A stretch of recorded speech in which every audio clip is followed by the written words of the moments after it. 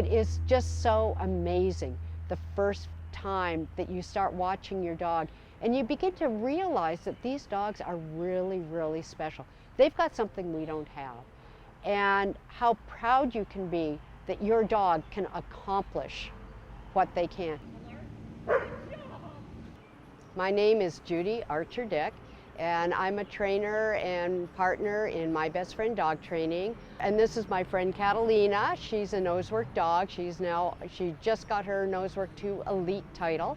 I primarily teach canine nosework classes and some therapy dog classes. Nosework has become very, very popular lately. There are many venues. There's the AKC, UKC. They're all different scent work venues. So I'm going to tell you a little bit about how the original started. And it started in California, probably around 2006. There were 3 people. There was Ron Gaunt, who was a canine officer, and he did a lot of drug detection, explosives detection. There was Amy Hero, who was working with Ron at the time, and then there was Jill Marie O'Brien, who was working in the behavior department of the Los Angeles Animal Control. And she was looking for something to keep the dogs that were in animal control busy and to do something that would make them more adoptable. They found out that dogs that had a job to do were much more satisfied, and they also made for better pets afterwards. So they put together a little program where they would have the dogs find food, and they would find it in different areas, and it gave the dogs something to do that was theirs. They weren't being told what to do. They were going out and learning how to seek things, which is also very, very good for any animal, including us. We all seek things. That's why we're looking at the phone all the time. And this became very popular with the people who worked at the shelter. So of course they wanted to take their dogs through. So the classes started growing and growing. And then of course people wanted to have their dogs find something other than food.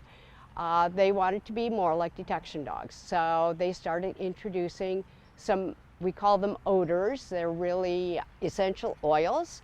The first one they used was birch, and they taught the dog by pairing the food and the oil that the dogs would be able to learn to search for the oil, because that meant they were going to get food. They ended up with birch, anise, and clove as the first 3 essential oils that they used. And instead of putting it right on Q-tips or whatever, they put it in a big jar and let the oils kind of infuse into these Q-tips, and they would put the Q-tips into different containers, and they could hide the containers all over the place. And they found that these pet dogs, well, maybe they weren't the same as those high drive police dogs that they were used to working with, but they were able to do this and really enjoyed it. They found also that a lot of the dogs that were dog reactive, that were shy, that lacked confidence, all of a sudden this was their game, and they could go after this, and instead of being told what to do all the time, they could tell their handlers what to do. Like, I found it right here. So that was the beginning of it.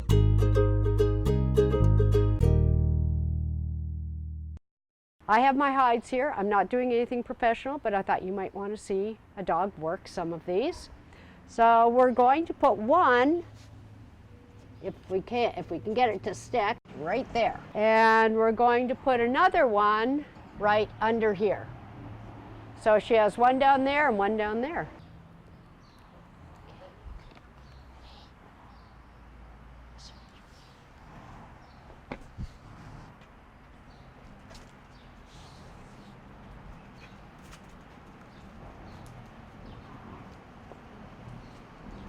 Hey, nice job.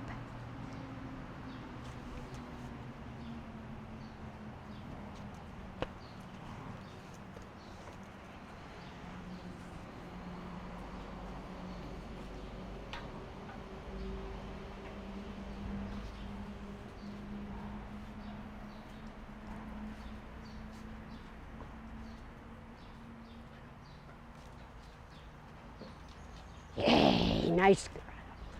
Finish. Excellent.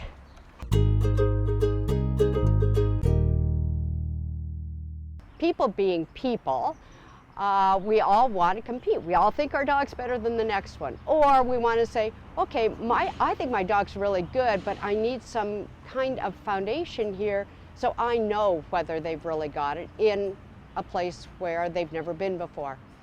So they did the first nose work competition in California in 2009, and I think they only did one that year. And now I don't know how many competitions there are, especially in the different venues that have recently come up. Must be thousands of trials a year in different places for canine nose work, because people find that it's just good for them, it's good for their dogs. People can relax. We don't have to be the ones that are performing. The dogs are performing, and we're going along and reading our dogs, understanding more of our dog's body language, understanding what's important to our dogs, and it gives the dogs a sense of confidence. They can do this, and a lot of times it just kind of ekes into the rest of their existence, that it just makes them more satisfied and tired. It really tires them out, which is kind of nice.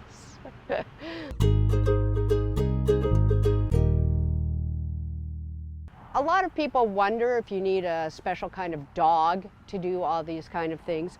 Catalina came to us from Fort Wayne Animal Care and Control. She was a stray. I think she was about 9 months old when she was picked up, and we were lucky enough to get her. It's the only kind of training that Catalina's ever really done, and she's turned out to be a wonderful dog. It's not saying that you never need to do any other kind of training, but if you're going into nose work, your dog does not have to be trained to anything before.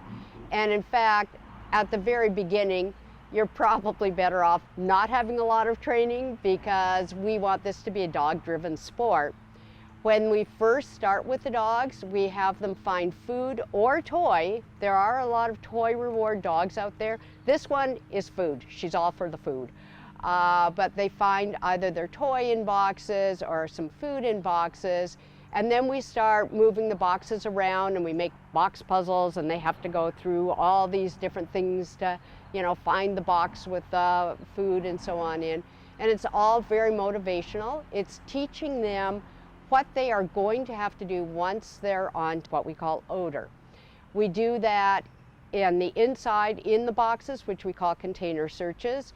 We do it in rooms. We start taking the food out of the big containers, the boxes, and we put it into little containers, and we might put them on the wall. We might put them under a table. We might put them on a chair. The dog has to be able to find the food on those different places. We take it outside. We do vehicle searches, and that's only on the outside of the vehicle, so we can do that with food or the toy. They can find it on the vehicles, and then out in a park like this. And we do that with all the different things on food or toy. Then we go back in and we start pairing. So we'll have maybe food here, and right beside it, we'll have some odor. Every time the dog eats the food, they're smelling the odor. And then we start moving things around, and they begin after a few weeks going, every time I smell that odor, that means there's going to be food. And then we pull away the food. The dog recognizes the odor. Well, every time I've been to that odor before, there's been food. So the odor's there. They go up to it. There's no more food container. So the owner comes in, feeds the dog. So the dog learns that every single time that they get the odor, the owner comes and gives them food. And then we take that outside. We do the container searches, we do the exteriors, the interiors, and the vehicles with Birch. We keep working them through all these things until it's time for, we call it an odor recognition test, just to make sure that the dogs are ready to trial. And all it is 12 boxes. The dog has to find the right box. When it comes to a trial, then they're in different areas, and these are national trials. People will come from all over the place to do these, and they have to find the odor in an exterior that they're unfamiliar with, an interior, a vehicle, and containers. And that's how the Nosework 1 trial works. There are different offshoots, and you will find that AKC does it somewhat differently. They do it by what we call elements, like you'll go to an AKC trial just for containers, and that's all they'll do. Or a UKC trial where they do something slightly different. There is also in canine nosework something we call element trials. They're just not, you don't find a lot of them around, but they're a lot of fun if you can go to them. And then when you come to Annis, that's the Nosework 2 odor, and then they have to find 2 odors or 2 hides in one area. They could be either odor. Nosework 3, you end up with birch, anise, and clove, and there can be anywhere from 0 to 3 hides, and you don't know as a handler how many there are. So your dog has to basically tell you, I've found everything, and then you're finished. When you get into elite, that's a whole different ball game altogether, and the summit trials, so we're not going to go there today. But any dog is able, and most dogs are very happy to do this sport. A lot of people are kind of worried about getting into these things because they figure they have to compete in these trials, and you don't. I never planned to compete with Catalina in the trials. I was just doing it for fun. I'd heard about it, and I had gone to Nosework camp, and there are Nosework camps every year.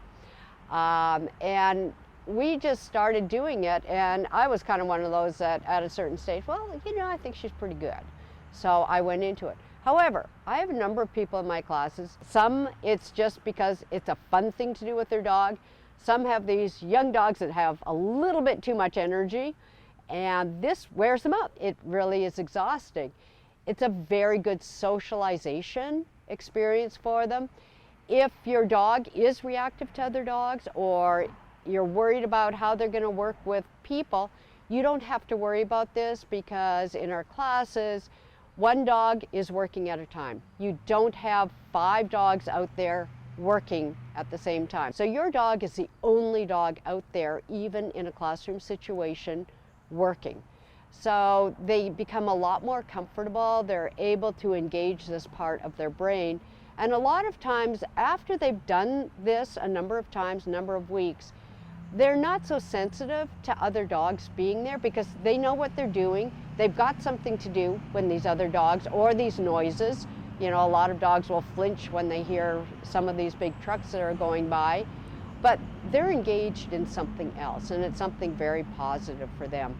So a lot of people go on for years and never go to a competition. And that's okay too.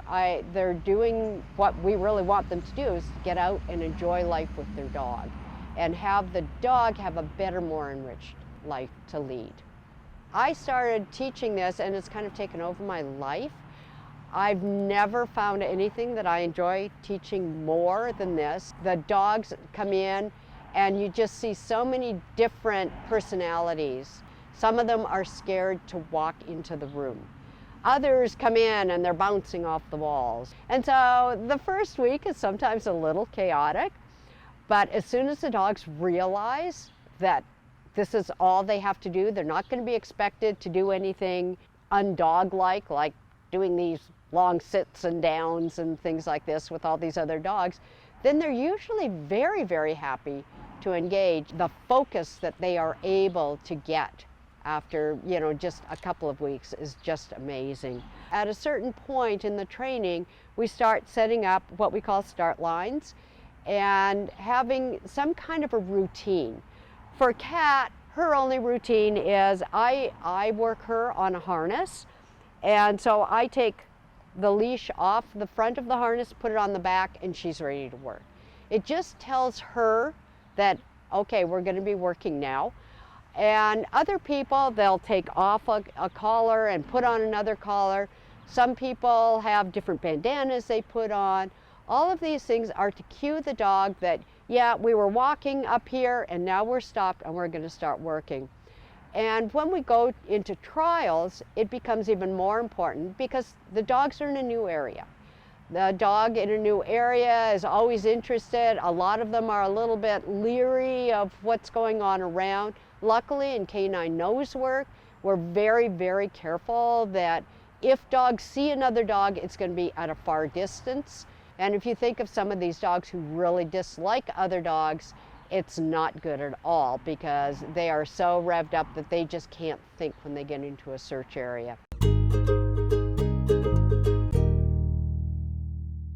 You may be wondering how our dogs alert us that the odor is here and not over here. It's very personal to the handler and the dog.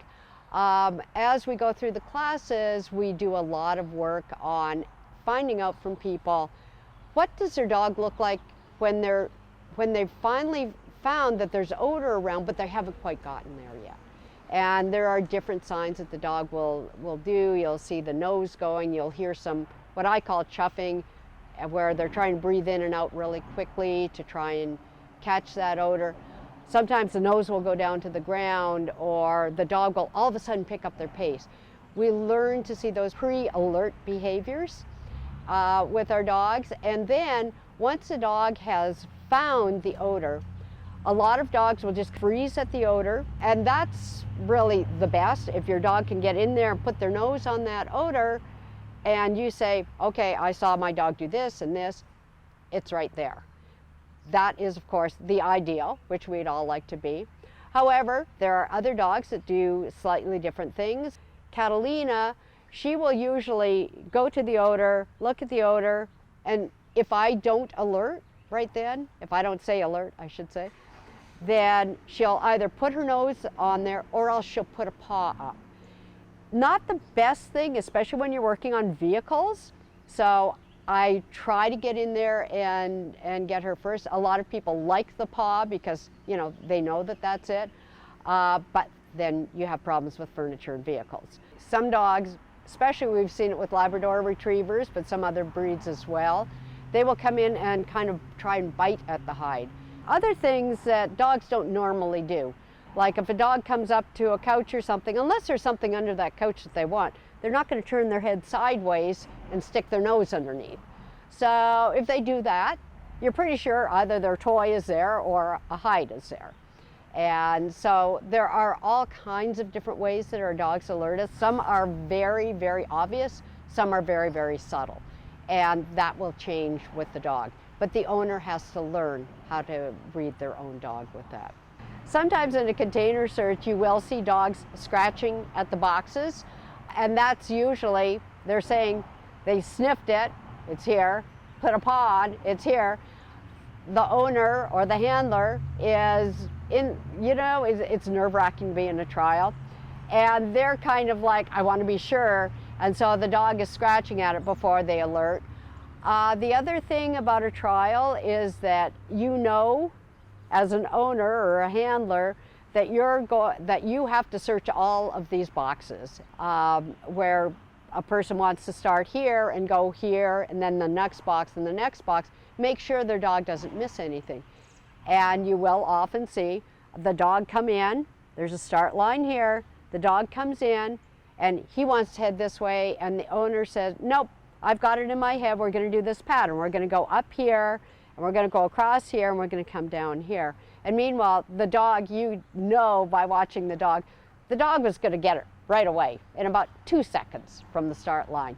But because we are people and we have our own agenda, we will almost drag our dogs away from the hide and we'll miss it on the first round. But if you cover the whole area, your dog will get it eventually, but just not so quickly.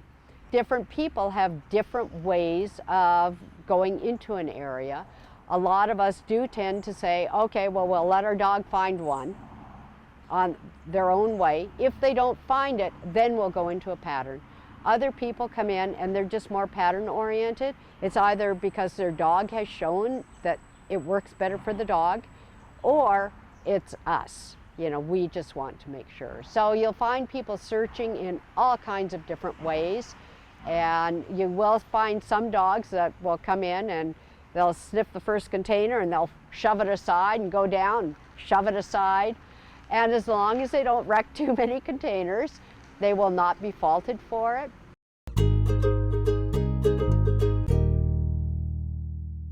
For Nosework 1, pretty much all the searches, they're all right around 3 minutes. When you get up to Nosework 2 and Nosework 3, you will have a little bit of variance in that. When you get up to things like elite trials and summit trials, you're talking 6 to 10 minutes because they're huge areas and there's a lot more to find. The owner is given a 30-second warning to tell them, look, you've got 30 seconds left and do what you will with it, but you've got 30 seconds. So that, and then if they go over time, if they haven't found them and they haven't, finished their search after 3 minutes, they just don't get that element of the trial. All right, so what we're looking at here are some vehicle searches, and the dog and the owner will come up to the start line. They'll do whatever rituals they have. As soon as the dog's nose passes that start line, the timer goes. So if you're right up at the start line, you're trying to fidget around with this, and the dog's nose happens to go over that blue line there or between those two cones, then that time has started and you might as well get going. You don't have time to gather your thoughts, you just go. Again, if you're watching the dogs, some owners will just let their dogs at it and let the dog figure the whole thing out. Other people, their dogs, and they work much better in a pattern, so they might start to the right-hand side and go around the vehicle and then go around the next vehicle and around the next vehicle. Other people will take their dogs out in front of the vehicle depending on how the wind is blowing, because if you take the dog out in front of the vehicles and the wind is coming up through the vehicles, the dog will be able to right away say, hey, it's coming from that direction, and they might start running down to the end of that vehicle or from the back. So everybody has a slightly different way that works best for them and their dogs. And through the classes, you get to try all of these things. Some people will work on a long leash. A lot of times in vehicles, they'll work on a shorter leash so that it doesn't get caught up under the tires. However, you will see it is so exciting when the dog gets that hide. Alert? Yes. Yay! Good boy! What a good job! You see the dog excited, you see the handler excited, you see a lot of hugs and kisses to the dog, especially if it happens to be, let's say you're having trouble with vehicles and your dog gets it. Yes, good girl! Yes! Yoo-hoo! Yes, good girl! What a good girl! Or this is the 4th thing that we've done today and we've passed everyone and this is the icing on the cake. This is going to be the one that gets you. So everybody's very, very happy. And you're a little disappointed if your dog doesn't get it, but hey, there's always another trial day. What you're seeing now is probably about our 5th Nosework trial in this Fort Wayne area. Yes! And the interior searches are always kind of interesting. Air outside moves one way. You can usually feel some kind of breeze. Inside, I find it a little bit more difficult to gauge because you've got air conditioning, you've got heating units, you've got doors opening and closing, and all of that draws odor back and forth. The areas that the dogs search can be very small or very large.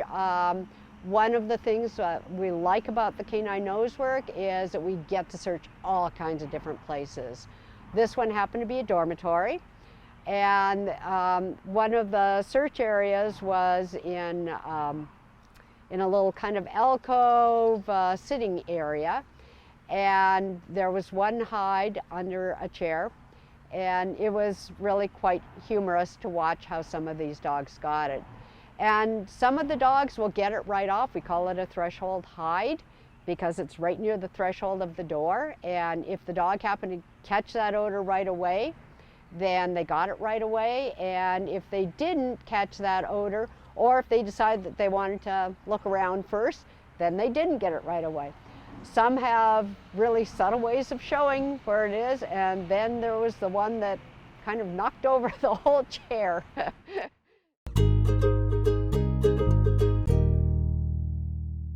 At the end of the whole trial, we have an award ceremony where we have the first, second, and third of different elements, and people get ribbons for having completed successfully all of the searches of the day.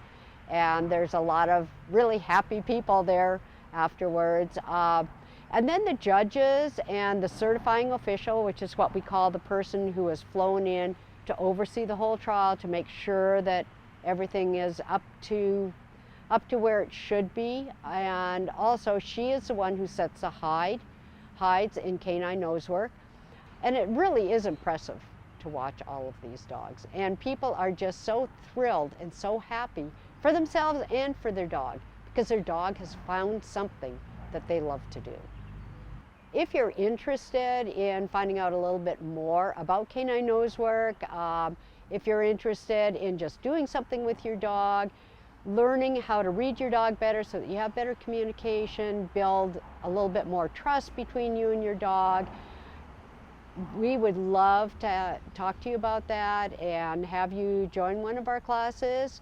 I think you'll be amazed at how much fun this is. I mean, a lot of us get to be real addicts in just watching dogs after doing one of these. So we'd love to have you along.